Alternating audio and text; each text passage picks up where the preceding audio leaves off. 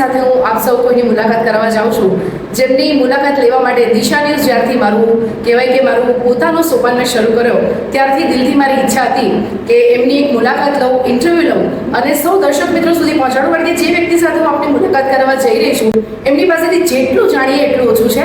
આપણી સાથે છે સુરતથી ખાસ પધારેલા ડૉક્ટર મુકુલ ચોકસી. મુકુલભાઈની જો વાત કરું, એમનો કદાચ પરિચય હું આપવામાં નાની પડું, પરંતુ મારા પિતા તુલ્ય અને મુકુલભાઈની વાત કરું તો જાણીતા સાયકિયાટ્રિસ્ટ, સેક્સોલોજિસ્ટ, લેખક, જેટલી વાત કરું એટલી ઓછી છે. ને આજે મારું પોતાનું સદભાગ્ય છે કે મુકુલભાઈ સાથે મને ઇન્ટરવ્યૂ લેવાનો મોકો મળ્યો છે એમનો. મુકુલભાઈ સ્વાગત છે દિશા ન્યૂઝમાં. જી નમસ્તે દિશા. એક તો હું દર્શકોને કહી દઉં કે દિશા આટલું બધું કહે છે મારા વિશે, પરંતુ આજથી લગભગ 20 વર્ષ પહેલાં વધારે સર 92 એટલે લગભગ 30 વર્ષ પહેલાં 32 વર્ષ પહેલાં દિશા બહુ નાની હતી અને ત્યારે અમે સાથે કામ કર્યું છે અને કોઈને બહુ તેજ તારા પત્રકાર તરીકે 3 દાયકાથી ઓળખું છું અને ધીમે ધીમે પ્રગતિ મેં જોઈ છે.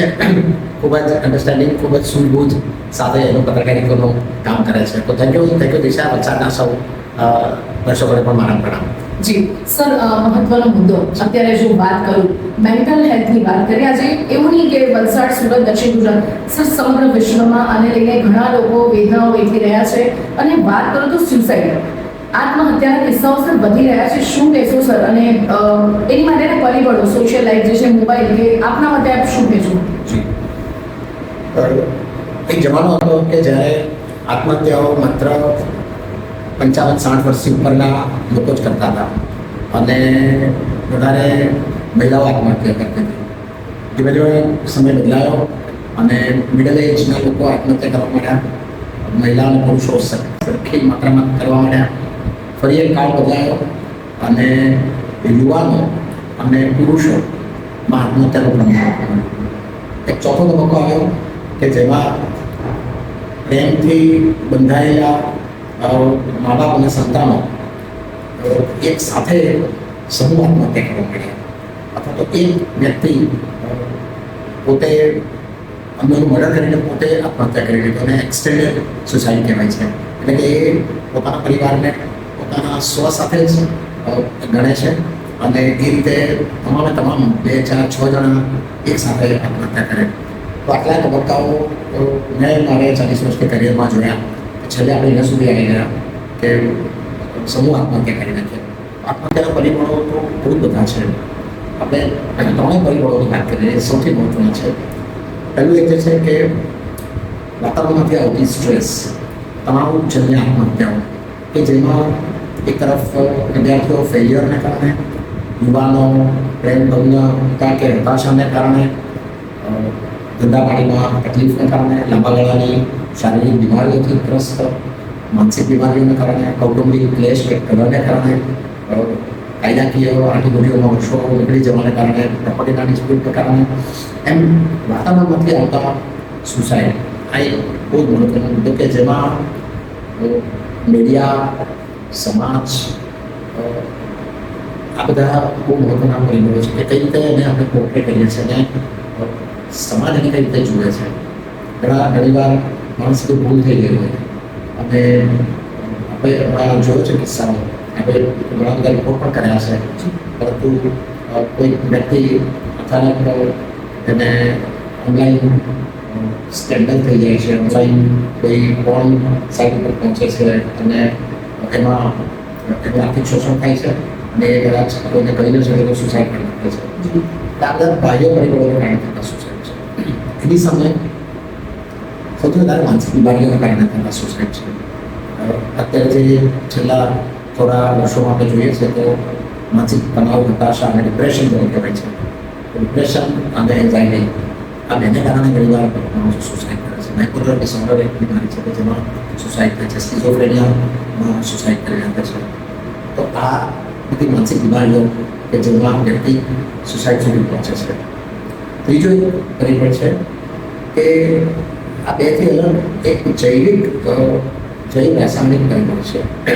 આ જ બહુ લોકોને ધ્યાનમાં થયા પણ સાયકેટ્રીના ફિલ્ડમાં જે લોકો છે એ લોકો માટે બહુ મહત્વનું છે કે જૈવ રાસાયણિક પરિબળો એવા છે કે એ ફેમિલીમાં આગલી પેઢીમાં કોઈ સુસાઇડ કર્યા હોય તો એના સંતાનોમાં કોઈ એકદમ વેલસેટ હોય, કોઈ સ્ટ્રેસ નથી, કોઈ તણાવ નથી, જીવનમાં બધું જ મળ્યું છે અને કોઈ ડિપ્રેશન પણ નથી અને વ્યક્તિ અચાનક સુસાઇડ કરી નાખે છે. આ જૈવિક પરિબળો છે કે જેમાં ભવિષ્યનું રિસર્ચ એવું કહે છે કે આવનાર 4-5 વર્ષ પછી તો એવા લોકોને આપણે આઈડેન્ટિફાઈ કરી શકીશું જેના ફેમિલીમાં સુસાઇડ કર્યો હોય કોઈએ, તો એના કરોડરજ્જુમાંથી પાણી કાઢીને જેને આપણે CSF સેરિબ્રોસ્પાઇનલ ફ્લુઇડ કહીએ છીએ, એમાં 5-HIAA નામનો તત્વનું પ્રમાણ જાણીને આપણે પ્રેડિક્ટ કરી શકીશું કે આ વ્યક્તિની આત્મહત્યા કરવાની શક્યતાઓ કેટલી છે. આ પ્યોરલી જૈવિક રાસાયણિક સુસાઇડ છે.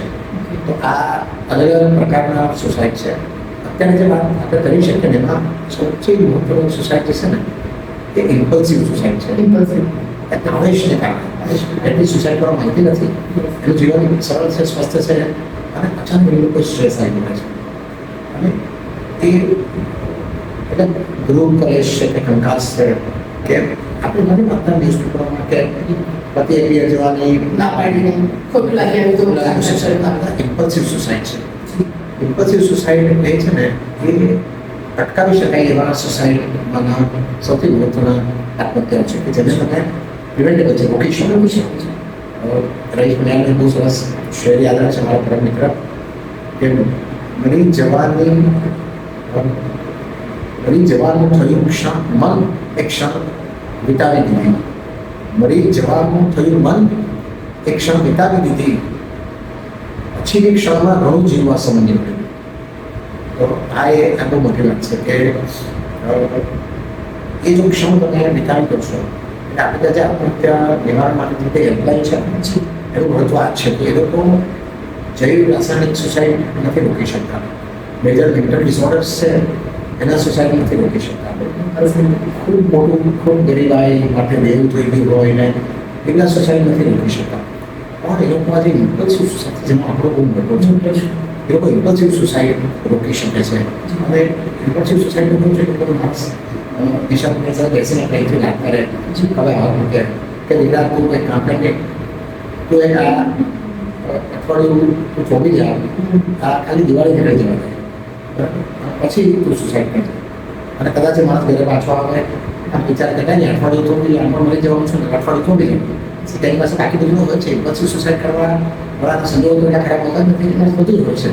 એનું મન એ નથી જોતું અને એનું મન એ તત્કાળ આવેલી સ્ટ્રેસને જુએ છે. તો એ માણસ કદાચ અઠવાડિયું 2 દિવસ બી થોડે ને તો પણ એવું બોલતો થઈ જાય છે એટલે તો જીવું છે. એટલે પ્રોપર ગાઈડન્સ અને કાઉન્સેલિંગની જરૂર અને હેલ્પની જરૂર છે સર. જી આ એક આત્મહત્યા તમને વાત થઈ. બાકી અત્યારે આત્મહત્યા માટે ત્યાં ઘણું કામ થાય છે. ફોરેનમાં તો સુસાઇડોલોજીનું આખું શાસ્ત્ર છે જી અને એના એક્સપર્ટ હોય છે. એ ડીલ ઓનલી વિથ સુસાઇડ્સ. જેમાં બધા આલ્કોહોલ અથવા તો ડ્રગ્સના ડીએડિક્શનના સ્પેશિયલિસ્ટ હોય છે, ચાઇલ્ડ સાયકેટ્રિસ્ટ હોય છે, જીરિયાટ્રિક વૃદ્ધોના સાયકેટ્રિસ્ટ અલગ હોય છે, વુમનના સાયકેટ્રિસ્ટ અલગ હોય છે. એ રીતે સુસાઇડોલોજી એ આખું શાસ્ત્ર છે અને એમાં કોઈ લોકોના રેકમેન્ડેશન આપણે જોઈએ તો આપણે નવાઈ લાગે કે અમુક લોકો વારંવાર સુસાઇડનો પ્રયત્ન કર્યો. એ લોકોને બચાવવા માટે આખા સુસાઇડ પ્રૂફ રૂમ બનાવવામાં કે જેમાં રબરની દીવાલો હોય, માથું પછાડીને પણ નહીં કરી શકે. પછી એને બાયોકેમિકલી એને ટ્રીટમેન્ટ આપીને એ ઇમ્પલ્સિસ નીકળે ત્યાં સુધી એના હવા ટેમ્પરરી હવા રૂમમાં રાખવા. સુસાઇડ અટકાવવા માટે કેટલા બધા પ્રયત્નો થાય છે. મને એ વસ્તુ કહેતા આવે છે કે આપણું તંત્ર એડમિનિસ્ટ્રેશન છે એ ખસો જાગૃત છે. જેમ કે સુરતની વાત કરું તો અમારા જે મેઇન 3 પુલો છે એ દરેક પુલ પર સુસાઇડ પ્રૂફ એ લોકો જાળીઓ લગાડે છે. એ લોકો નદીમાં કોઈ ન પડે. આ જાળીઓ પહેલી જાળી લાગી ને એના 2.5 વર્ષ પછી મેં વાંચ્યું હતું કે અમેરિકાની હડસન રિવર છે ન્યુયોર્કની, એની ઉપર જાળી લોકો આપણા પછી લગાડી. અને આપણે પણ જાગૃત છીએ. ઊંચા બિલ્ડિંગોમાં પણ ઘણી વાર લોકો સોસાયટી પ્રૂફ એને બનાવવા માટેની વ્યવસ્થાઓ કરે છે. તો આ એક એ છે કે આપણે તેમ છતાં હજુ મને લાગે છે હજુ વધારે જરૂરી છે. જેમ કે ઉગરતા વાળી દવાઓ, અનાજમાં નાખવાની એ બધી વસ્તુ આટલી ઇઝીલી ઉપલબ્ધ ન થઈ શકે. તમે એ બધું તમે એમેઝોન કે બ્લિંકિટ પરથી નહીં મંગાવી શકો કે કોઈ બી અનાજ બનાવવાના પરથી મળી જાય એવું ન થવું જોઈએ. એટલે એ ઇમ્પલ્સિવ સોસાયટીમાં આ વસ્તુ કામ છે. તો કે પંખો છે ઉપર તો સોસાયટી પર પંખાઓ મળે છે કે જેને લટકવા જઈએ છે તો આખું રબરનું હોય છે. એટલે તમે નીચે આવી જશે જોરથી પછાડો તમે તમારા પગમાં જ્યારે ડેમચું થાય તો તમે આત્મહત્યા ન કરી શકો. કદાચ એ આમાં કોઈ આવી જાય કોઈ વ્યક્તિને બચાવી લે છે. એકલતા છે ને આત્મહત્યા માટે મહત્વનું કારણ છે કે રૂલ એક સોસાયટી છે ને જેમાં માણસ એકલો પડી જાય છે અને એ એકલતા એની પૂરી થાય છે. એની સાથે થોડા ઘણા લોકો હોય છે એ લોકો એટલા સજાગ નથી હોતા. એ લોકો ઘણીવાર વ્યક્તિને આવી જે ડિઝાઇન હોય છે કે નથી જીવ એને લોકો એની સિરિયસનેસ સમજી નથી શકતા.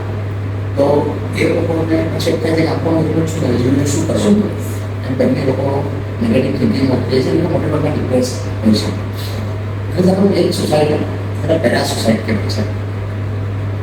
એમાં દિશા ઘણીવાર એવું છે કે યંગ છોકરીઓ સ્પેશિયલી એ લોકોને કેવું હોય છે કે મરી નથી જવું પણ પછી કટ્સ કરે છે બસો કરે છે માતા પસાડે છે કરવું નથી પણ એ લોકોને ક્રાય ફોર હેલ્પ કે મને કોઈ એટેન્ડ કરે કોઈ એટલી છું મને કોઈ એટેન્શન આપે મને મારી જીવન કંઈ ખૂટે છે તો તે મને ભરપાઈ કરી આપે. એટલે એસ્પેશિયલી રિલેશનશિપના ઇસ્યુ હોય છે બોર્ડરલાઇન પર્સનાલિટી ડિસઓર્ડર જેને કહેવાય છે કે હિસ્ટ્રીનો પર્સનાલિટી ડિસઓર્ડર હોય છે ને એ ડિસઓર્ડરની છોકરીઓ ઘણીવાર આવા પ્રકારના સુસાઇડ કરે છે. એ લોકોને ઘણીવાર આમ ખબર હોય કે આજના સોસાયટી વાત કરવા માટે છે ને બહુ કેઝ્યુઅલી બોલતા હોય છે કે જો બધા બંધ થતા હોય ને મળી જઈશું. છોકરાઓને એમને મા બાપને કહ્યું છે કે મમ્મી તું બહુ કચકચ નહીં કર તો નહીં કરીશું. હવે એ સિસ્ટમ બહુ ડિફિકલ્ટ છે. બહુ ડિપ્રેશન હોય અને જો આવું બોલાઈ જાય તો લોકો એને ઇગ્નોર કરે અને વાઘારે વાગી એટલે બહુ ડિપ્રેશન છે કે નહીં એની એ વસ્તુને તપાસવું પડશે. સાયકાટ્રિસ્ટનું કામ કરવા બહુ ડિફિકલ્ટ થઈ જાય છે. એવા ડેટા અધૂરા હોય અને એમાં કોઈ પણ આપણે નિર્ણય લેવી દરેક સાયકાટ્રિસ્ટની જિંદગીમાં કોઈ એવો માણસ ગુમાવ્યો હોય કે જેમાં એમ થાય કે મને બચાવી શકો. પણ સમાજનું કુટુંબનું એ બધાનું યોગદાન મોટું છે સોસાયટી બચાવવામાં.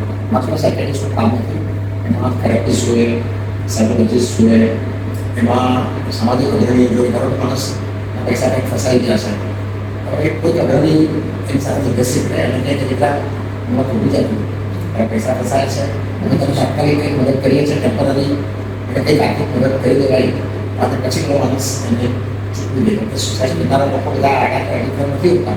એ લોકો બધા જ કન્સન્સ વાળા હોય છે. એ લોકો એમ થાય કે હું કોઈને જવાબ કેવી રીતે આપી શકું.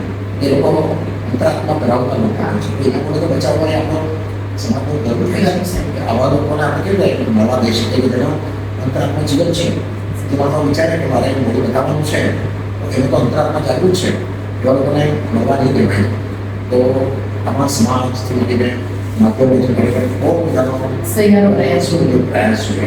જી સર સહિયારો પ્રયાસ અને એની સાથે હું એક મહત્વની છે વાત કરું કે જે પત્રકારની છું અને ઘણું બધું જોયું છે અનુભવ્યું છે કે લોકોને શું લાગે કે સાયકાટ્રિસ્ટ એટલે દર્શક મિત્રો હું દરેકને આ વસ્તુ કહું છું કે ઘણા લોકો છે આ જે મેન્ટાલિટી છે સર આપણા સમાજની અને હું જો એબ્રોડની વાત કરું ફોરેન કન્ટ્રીઝની ત્યાં તો ટીન એજમાં જ્યારે બાળકો હોય ને તો મેં સાંભળ્યું છે અને રિસર્ચ બી તો કર્યું તો એ લોકો માટે સ્પેશિયલી એવા સાયન્ટિસ્ટ હોય છે કે એ લોકોને મોકલે છે ત્યાં પેરેન્ટ્સ અમે તો સર એની માટે શું તમે ટૂંકો સંદેશ આપશો કે મનોચિકિત્સક પાસે જવું સાયકાટ્રિસ્ટ પાસે જવું એ કોઈ એ નથી આજે કોઈને પણ જરૂર પડી શકે.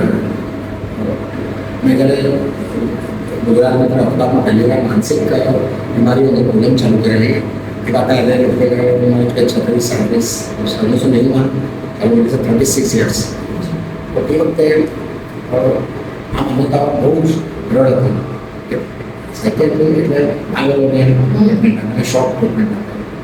36 વર્ષમાં આજે પરિવર્તન આવ્યું છે કે સમાજનું એક સેગમેન્ટ એવો ઇઝી થઈ ગયો છે. જેમ કે અમુક મહિલાઓ કિટી પાર્ટીમાં હોય અને ફાઇવ સ્ટાર હોટલમાં બેઠી હોઈને એકદમ ઊભી થાય એક છોકરી અને કહે કે જો મારે સેક્રેટરી એપોઇન્ટમેન્ટ છે પણ નાવા આવ્યું નહીં. તો એક સેગમેન્ટ એવો છે કે જેને હવે બહુ પડેલી નથી કે એ તો છે ને સેક્રેટરી એપોઇન્ટમેન્ટ છે જવું પડે. એવી રીતે બીજો એક જેન્ઝી વાળો એક ગ્રુપ એવું છે કે જે લોકો અંદર વાત કરે ને તો તે નથી કેઝ્યુઅલ કે જો ભાઈ તો મને એમના શિક્ષણ નહીં મને મારે અંદરના અંદર કંટ્રોલના પ્રોબ્લેમ છે આ રીતે કહે છે. અમુક છોકરી કહે કે બરોબર મને એની થાય છે ને આઈ હેવ એન્ઝાઇટી પ્રોબ્લેમ્સ પોસ્ટમાં કાઢી બોડી તો બે ત્રણ સેગમેન્ટ એવા થયા છે સમાજી કે જે લોકો હવે એના ટેબલમાંથી બહાર નીકળી ગયા છે. આપણા જે જૂના ઓલ્ડ ઇન્ડિયન કલ્ચરલ ડોમેટિક પીપલ જે છે તો સમાજમાં બહુ જોડાયેલા છે. એ લોકોને જોયું છે કે ભાઈ આ તો માનસિક બીમાર અને છોકરા જુએ બીજાને અને જો છોકરી કહે કે ભાઈ મને થોડા એન્ઝાઇટી પ્રોબ્લેમ છે હું દવા લઉં છું તો ના પાડી દે. એટલે બોલવું છે ઇટ્સ વેરી ડિફિકલ્ટ. એટલે આપણા સમાજમાં આવા પ્રચાર પ્રસાર થાય કે ભાઈ માનસિક બીમારી આગળ કોઈ નથી જ કદાચ આપણા કરતાં વધારે સેન્સિટિવ હોય છે. આપણો માનસિક બીમાર લોકો આપણા કરતાં વધારે સમજદાર હોય છે, હોશિયાર હોય છે, આગળવાળા હોય છે, સેન્સિટિવ હોય છે, લાગણીશીલ સંવેદનશીલ હોય છે અને કદાચ આપણા કરતાં વધારે પ્રોડક્ટિવ પણ હોય છે. બધા આર્ટિસ્ટોએ સમાજને જે આપ્યું છે એ બધા પોઝિટિવ સાયકેલિક ડિસઓર્ડરમાં ફિટ જ થાય છે. જગતના તમામ મોટા આર્ટિસ્ટોને લો એ બધાને અમે બે ત્રણ ડાયમેન્શન મેળવી દઈએ પણ એ લોકોએ જે દુનિયાને વિશ્વને જ્યાં સુધી આપ્યું છે ને એ કદાચ અમારા એવા કહેવાતા સાયકેલિસ્ટોને ડાકવાનો વાળા કરેલા લોકો નથી આવ્યા. એ થોડી તરીકે ત્યારે કહું છું કે સમાજને સાયકેલિસ્ટની જરૂર છે થોડી વધારે જરૂર છે. કારણ કે કવિઓ જો કંઈ પેલા ટ્રમ્પને મગજમાં જરાક અસર કરે એના હૃદયમાં જરાક પહોંચે ટ્યુશન પણ અમનો બહુ મોટો કવિ હતો શિવ. તો એની કવિતા સાંભળવા 10,000 લોકો વરસના વરસાદમાં સમય બેસી રહ્યા. તો એ જે કવિ છે યહૂદી કેટલા કવિઓએ યુદ્ધની વિભીષિકાઓ યુદ્ધની વેદનાઓ કવિ લખ્યું છે. યહૂદી વિષયમાં અદ્ભુત કવિ અદ્ભુત કાવ્ય લખ્યું છે. યુદ્ધની વેદના શું હોય છે? આ યુદ્ધની વેદના એ જ ઇઝરાયલ આજે વચ્ચે ઘણી કરી રહ્યું છે. એ જ ઇઝરાયલમાં અદ્ભુત કવિઓ થયા છે. એ જ ઈરાનમાં અદ્ભુત ફિલ્મ પ્રોડ્યુસરો થયા છે કે જે લોકોએ એટલી સેન્સિટિવ ફિલ્મો બનાવી છે. તો મજીદને બીજા કેટલા એવા ડિરેક્ટર છે, આર્ટ ડિરેક્ટર છે, મ્યુઝિક ફિલ્મ ડિરેક્ટર છે કે જે લોકો એટલી નાની મંદિર સંવેદના લાગુ કરી છે. મારું છું કે એના જગતને સંવેદનાની જરૂર છે. સાયકેલિસ્ટો તો માનસિક બીમારીઓ ટ્રીટ કરે એવા માનસિક બીમારીઓ જે ટેક્સમાં પણ નથી આવતા અને એ લોકો ખાલી દેશોમાં ડાન્સ કરે છે એ લોકોના તો મારી પાસે બિલકુલ યાદ નથી. એનો યાદ કદાચ કવિ, સાહિત્યકારો, કથાકારો, ધાર્મિક આધ્યાત્મિક ગુરુઓ આપણા પાસે છે.